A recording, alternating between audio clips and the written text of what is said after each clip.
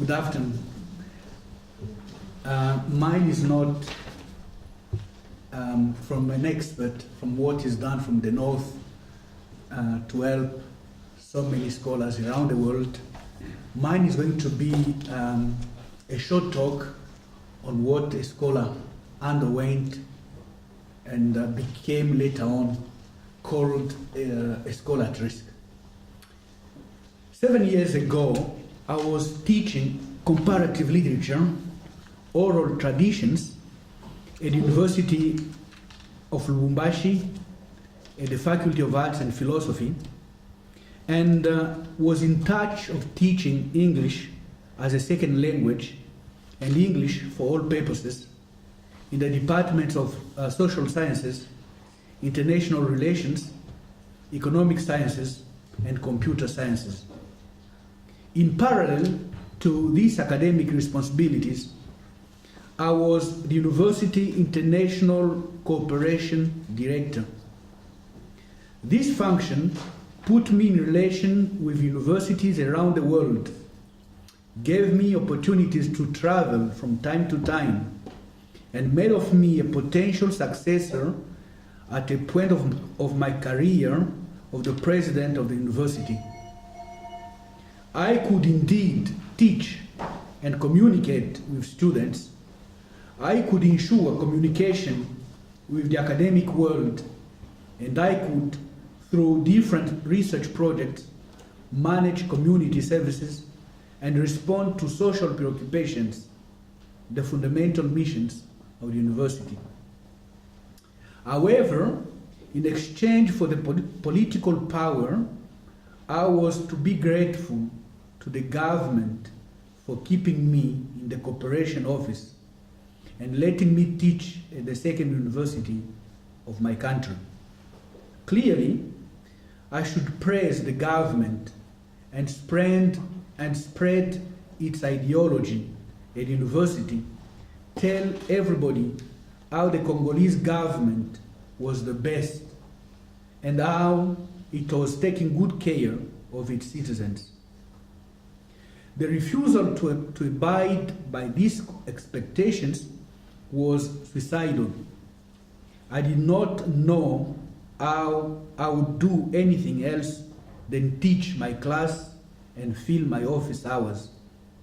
Moreover, while teaching social sciences, economy, computer sciences students, the class of English focused on readings, raising questions of democracy, development, welfare, nation construction, and international relations. Students compared the local situations with the world as perceived through readings.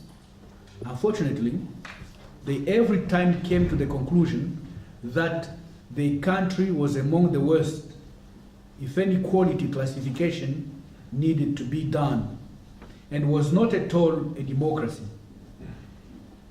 The same students pointed out that whoever organized elections and the computer's database could cheat and change the result. The government was pretending the contrary.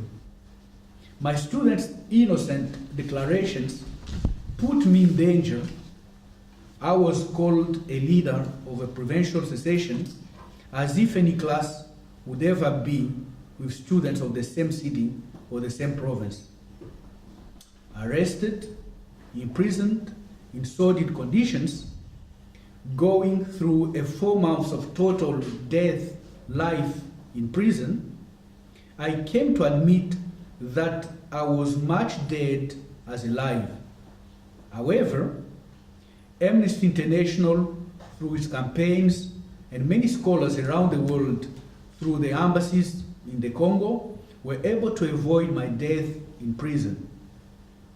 They got me released under several severe conditions. Once out, the government planned a fake accident. Death was for the government the surest way to get rid of a stubborn scholar who refused unjustified laudations for an incompetent government. Fortunately, a security member warned me and asked me to leave immediately if I wished to leave at all. As it was impossible to leave immediately without any clear destination, hideout, and with penniless pockets, I spent many nights in a new residence, the cemetery, by my dad's tomb. As security agents mainly operate at night, I was safe there. Even the security agents are afraid of coming across the ghosts of the people they had killed. While I was at my new residence, a Canadian friend informed of my new residential address, Kamarenge Cemetery, Kipushi, Felix Kaputu's tomb, reached out to the scholar rescue fund. Things went very quickly, and I was able to reach Harvard University for the academic year 2006-2007. The Scholar Rescue Fund had participated with half of my salary for that academic year. As the academic year drew to a close, and as the situation was still very bad for me in the Congo, the Scholar Rescue Fund gave the same amount of money to another institution in New York that could not unfortunately match it. That was the second year. The Scholars at Risk Network came in at this point. I had the chance to go to Massachusetts College of Arts and Design in Boston. I offered my expertise on Africa, literature, politics, art, religion, and philosophy, and online education. The initial contract was for 4 months, but it was extended to 3 years and a half. From there, the Scholars at Risk Network, in partnership with UAF in the Netherlands, was able to place me at Ghent University in Belgium at the Faculty of Art and Philosophy, the unique African Studies Center of Belgium, for 1 academic year. I'm teaching, working with PhD students, giving conferences, and correcting articles for Africa Focus Journal. At the same time, I'm conducting a research at the Royal Institute of the Netherlands. The research will describe the youth of Amsterdam and its reaction to world recession. It is also my pleasure this year to participate in SAR's monitoring project. I am covering 10 Francophone countries from Africa and try my best to make sure that other scholars do not have to undergo the same ordeals I went through. The work is fascinating, but difficult, as many colleagues are under dictatorial regimes that do not permit them any easy communication with strangers. Torturers are hidden in different places, but slowly, in using different contact, more and more scholars know that there is an international institution that documents the situation and informs the world about what is happening in the institutions. I love monitoring my fellow Africans' situations, and I wish very much to continue doing that with SAR.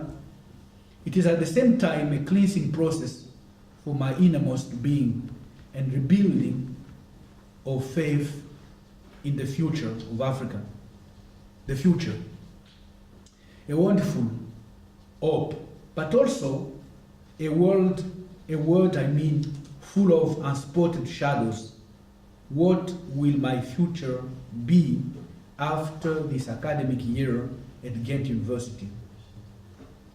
Thanks to Amnesty International, the Scholar Rescue Fund, and the Scholars at Risk Network, I've been hosted in a couple of higher education institutions. I have attended different training sessions on research and teaching at higher education institutions. I have published and have enjoyed teaching different students.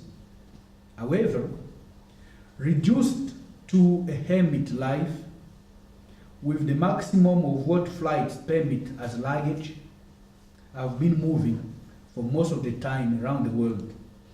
But so my future remain that an academic hermit, wanderer. I cannot go back to my country because everywhere I was, I gave a short talk like this one, or I was invited on TV, or again at public presentations to talk about my past, about my time in prison and my death-life situation. Telling my story in details, the death life I had in prison, the death threats I received, the residency I had in a cemetery, does not please at all the government of the Democratic Republic of the Congo. Some papers posted on websites reach the DRC government and are curiously sent back to me via emails. A way of telling me they are aware of what I'm doing. Should I keep silent? Is there any other way of showing gratitude to those who helped me than through telling my story and giving all details of my detention and suffering as many times as necessary? What will the future be? Let the future take care of itself, but I will be grateful. I've been asking myself that question from August the 28th, 2006, date on which I left the Democratic Republic of the Congo. What will the future be? For me and many other scholars in my conditions, the future is in part in your hands, the hands of the global academic community that can support them. You know the value of academic freedom. You value what a scholar can bring to the world, and especially to developing countries. I pray that your universities and other academic institutions consider seriously hosting a scholar at risk. I can tell you that most of those guys, of those scholars, wandering around the world, do not have a home.